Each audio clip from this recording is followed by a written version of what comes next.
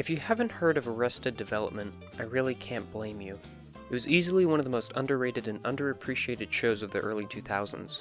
We follow the Bluth family, a wealthy family in charge of the Bluth Company, a real estate enterprise. The initial concept is simple enough. George Sr., the current head of the company, wants to step down and give the position up. Things are cut short when the cops show up and arrest George Sr. for his shady bookkeeping. From there, things get complicated, as the characters have to go through some Arrested Development. Hey, that's the name of the show. No attention span, can't even carry on a typical conversation. If you haven't seen it already, I absolutely recommend watching it. It's easily one of the most well-written comedies to date. But enough about that. What actually makes the show funny, and why?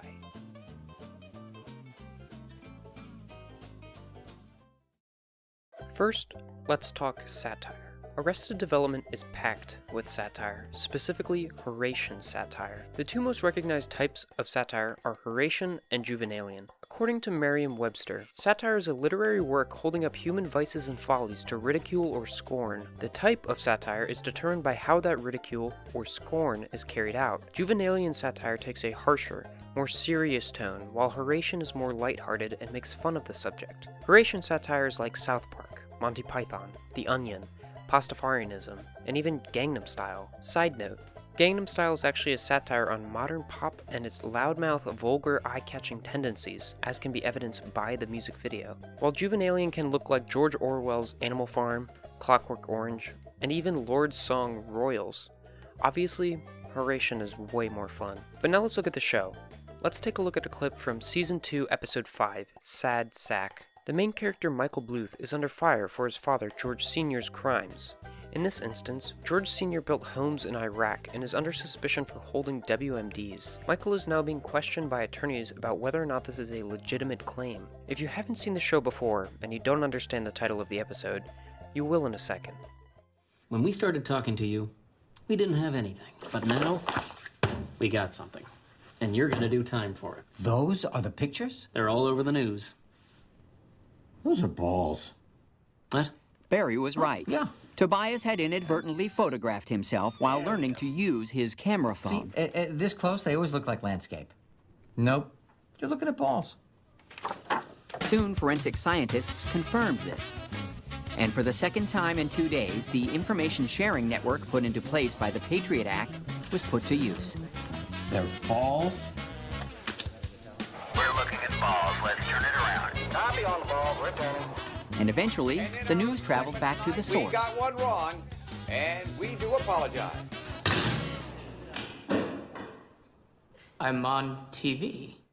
This episode was released in 2004, the prime time for United States involvement in the Middle East. The involvement was highly contentious and highly parodied. Hören Sie jetzt mal auf. Okay, gut. ISIS. Na, was ist jetzt? Eingreifen oder nicht? Keine Ahnung. Können wir nicht mal erstmal Ursachenforschung betreiben, bevor wir... Sie ISIS-Versteher. Man kann das Böse nicht verstehen. Man kann es nur bekämpfen, indem man rechtzeitig eingreift. Ah, verstehe. Wie die Amerikaner damals im Mittleren Osten. Ja. And Arrested Development is no different. Sad Sack poked fun at the mania about the Middle East and possible WMDs. The Horatian satire shines as the photograph turns out to be something much, much different than a desert landscape, parodying how quickly information spread and how quickly people made assumptions. It even made a direct reference to the Patriot Act, a controversial act by the US government after 9/11 to surveil and scope out terror. Satire is used in Arrested Development for the same reason it's used in a lot of comedies. It brings relevancy to the subject matter. But beyond that, Horatian satire brings a level of absurdism to the piece, but more on that later. Let's talk about puns, wordplay, and irony. Puns and intelligent wordplay are what make this show so iconic. There are hundreds of examples, even though the show only consists of about 3 seasons. We don't acknowledge season 4. So many jokes that many jokes are missed by audiences. In Season 2, Episode 11, Out on a Limb, the character Buster, Michael's younger brother who has been babied all of his life, has reached the final straw against their mother, Lucille Bluth, and has decided to run away and join the army. Upon sitting on a park bench, he decided to fulfill a lifelong dream of going into the ocean. Lucille! Watch out for Lucille! And then a seal bites off his hand.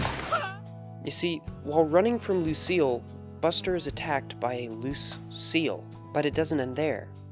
Are you the Bluths? Dr. Wordsmith, how's my son? He's going to be all right. Oh, Thank God. finally, some good news There's from no this other way guy. to take that. That's a great attitude. I gotta tell you, if I was getting this news, I don't know that I'd take it this well. But you said he was all right. Yes, he's lost his left hand, so he's going to be all right. You son of a bitch! The wordplay creates humor in an interesting way, sort of like a bait and switch. We expect something but get something different. However, our expectation is still met.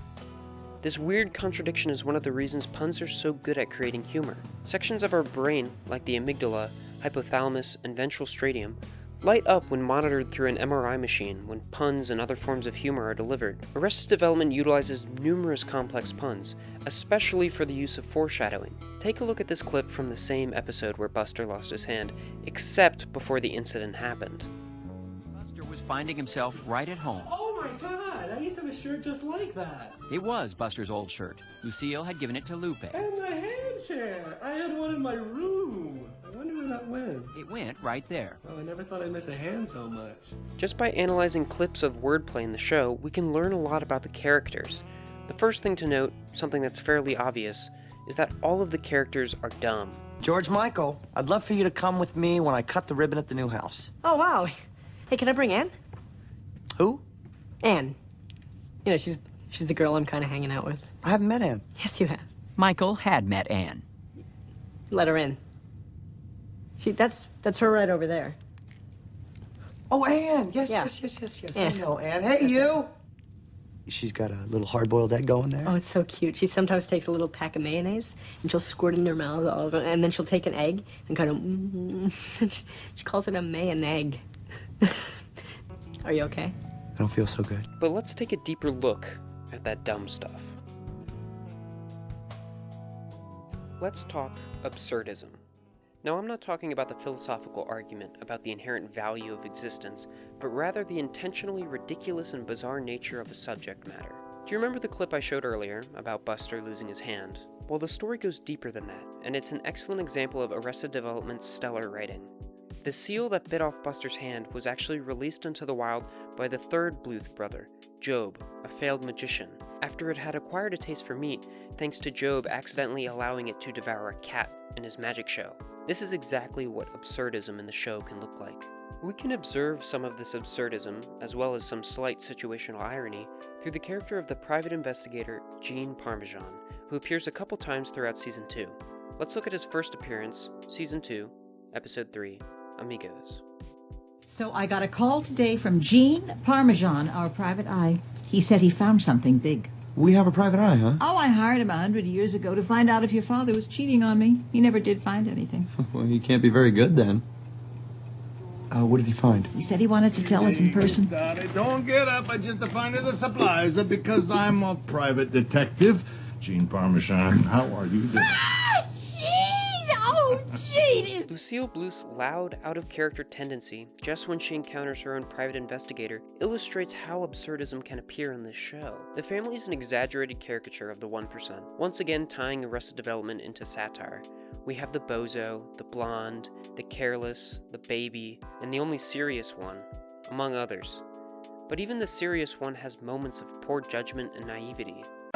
A family? Nothing else matters. Michael! That's Mom Holly. The only refuge we have as an audience is through the narrator, voiced by the wonderful Ron Howard. The narrator is the straight man.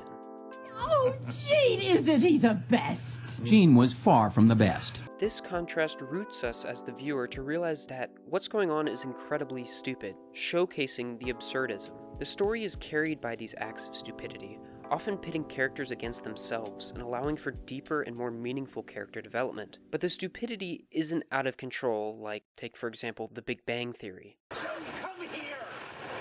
Bazinga. As said by Chicago Tribune reviewer Steve Johnson, this is compelling in both broad strokes and the little details. The funny thing is, even at its most absurd, it almost feels realistic, because it so precisely sketches its characters and their setting. So finally, what creates humor in Arrested Development? Frankly, it's a beautiful concoction of puns, wordplay, satire, and the wonderful absurdism. The unforgettable character development and interactions, tied with the impeccable writing that comes from these devices, creates one of the most beautiful and hilarious shows to ever air. Once again, if you haven't seen it already, watch the show. I'll leave you with a clip that sums up the series quite well. Thanks for watching. What an adventure, gang. Oh, I thought that the homosexuals were pirates, but it turns out that most of them were actors in the local theater.